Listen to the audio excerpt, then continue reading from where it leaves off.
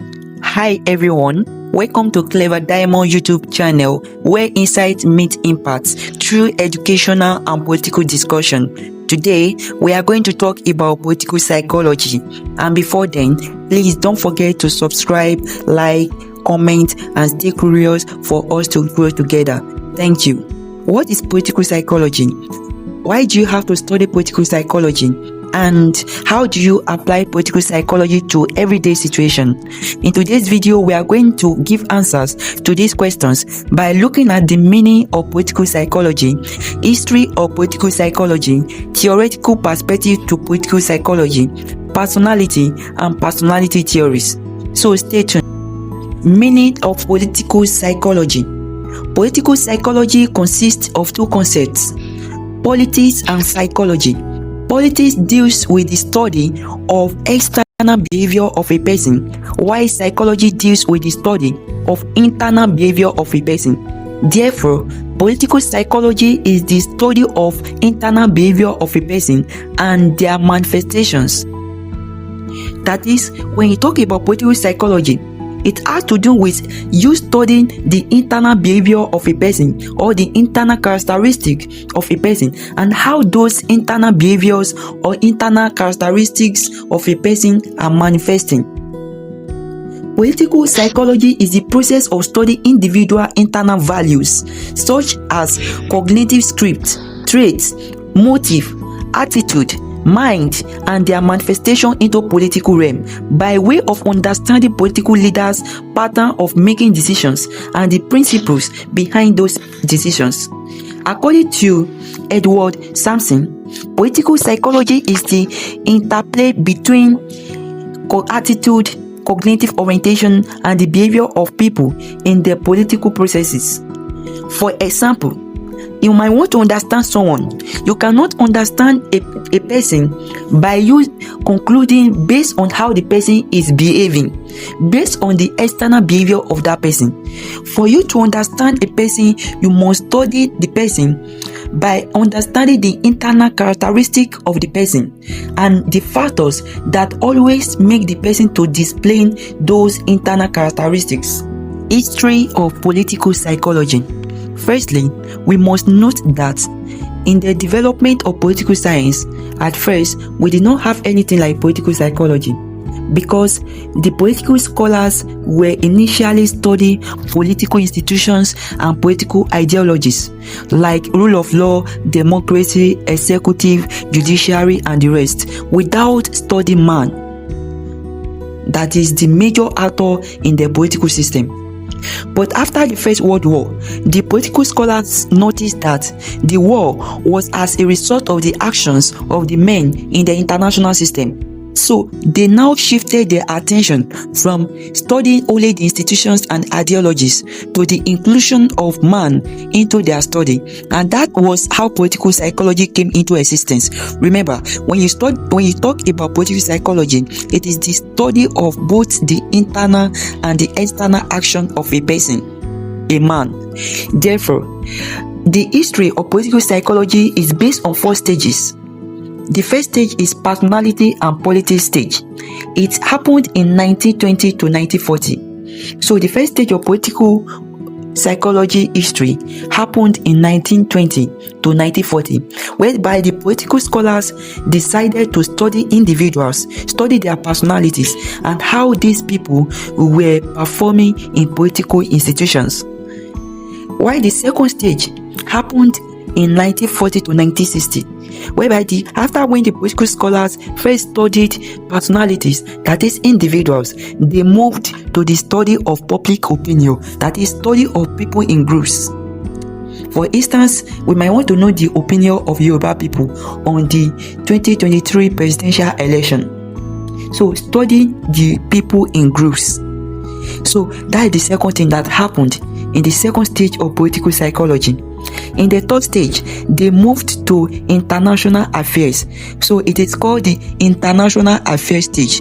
It happened in 1960 to 1970, whereby they started looking at how different countries in the world are relating with one another, how different countries in the world are coming up with different ideas. While the third stage of political psychology is pathological stage or pathological behavior stage that happened in 1970 to 1990, whereby they started looking at different abnormalities in humanity. Why is it that terrorism is everywhere? They started looking at the cases of terrorism, that is those abnormalities, abnormal behaviors that humans are showcasing. So that is what they study in the fourth stage of political psychology, the issue of genocide. Theoretical perspectives to political psychology. We have three of them: person-centered perspective, situational factor perspective, interactive perspective. Starting with person-centered perspective, this explains that the political behavior of a person is a product of that person's internal characteristics. That is, for you to understand why a person behaves in a particular way, there's need for you to study those internal factors like attitude, mind, cognitives that are embedded in a particular individual, because the behavior of that individual is a product of these internal characteristics. The second one, situational factor perspective. This explains that the situation is what produces the behavior that a person is displaying, meaning that the situation is what accounts for a particular behavior. A situation can make a person to behave in a certain way. This is what situational factor perspective is all about, saying that the behavior of an individual is as a result of the condition or the situation that the individual finds him or herself. The last one, interactive perspective. This is the combination of both the person-centered perspective and situational factor perspective, which means that for you to understand the behavior of a person, there's need for you to study the internal characteristics of that person and the factors that can make these characteristics to come into place. Meaning that you have to study these internal characteristics and know the conditions that can make them to come into place. Personality and personality theory. Starting with personality. Personality means the totality of person as reflected in his or her behavior, which differentiates the person from others. Personality is how someone thinks, feels, acts, and relates to others. Personality theories. There are 5 of them.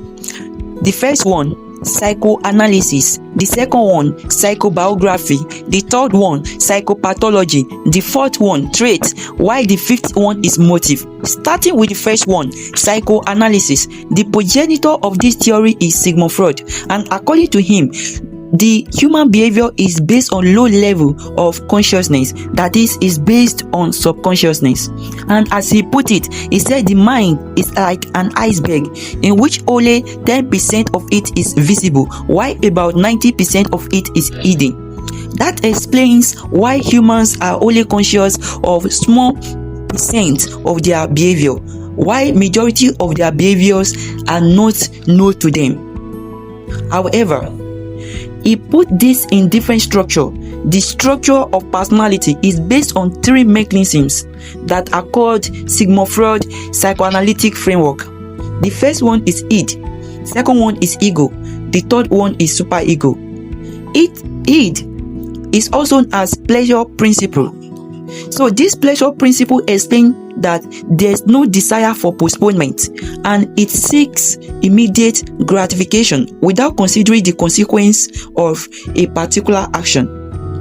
And this is very, very common among the children. Why? They want to satisfy themselves. Moving forward, a child might be crying while the mother is already cooking. He might be crying for food. That explains low level of reasonability. The second mechanism is ego.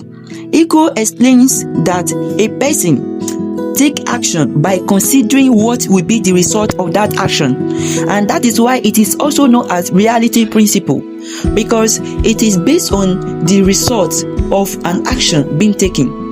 It demonstrates some levels of reasonability. While the last mechanism of psychoanalysis is superego. which is also known as morality principle. And here it is based on the experience and how a person has been exposed. That is why under this mechanism they bring in morality and principles by showing what is good and what is bad. The second theory of personality is psychobiography. It was popularized by Erik Erikson, and according to this theory, it has to do with the examination and in-depth analysis of the life history of a person. It is by studying the development of a person from childhood to adulthood.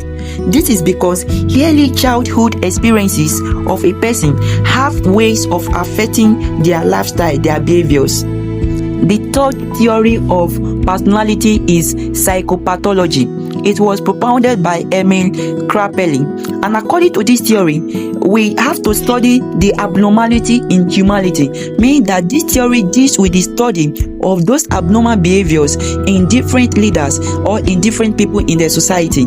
By looking at how they are behaving abnormally, they might want to know the essence of narcissism, neuroticism. The fourth theory of personality is trait, and it was developed by Gordon Allport. According to him, trait is a conscious and consistent behavior of a person that is stable over time. That is, trait is what you do consistently. And why Gordon Allport brought this theory into existence was to counter the position of Sigmund Freud, who was saying that behavior of a person is subconscious. But Allport made us to understand that the behavior of a person is conscious. The last theory of personality, which is the fifth theory, is motive. It was developed or propounded by Henry Murray. According to this theory, we have human actions be done based on the reasons behind the mind of the person that is doing the actions. Motive means the internal need or drives that push an individual towards certain action. That is why you do something. Lastly, political psychology is the art of seeing power not just in actions but in intentions. To master it is to read minds behind policies. Thank you for watching this video to the end. I really appreciate your time.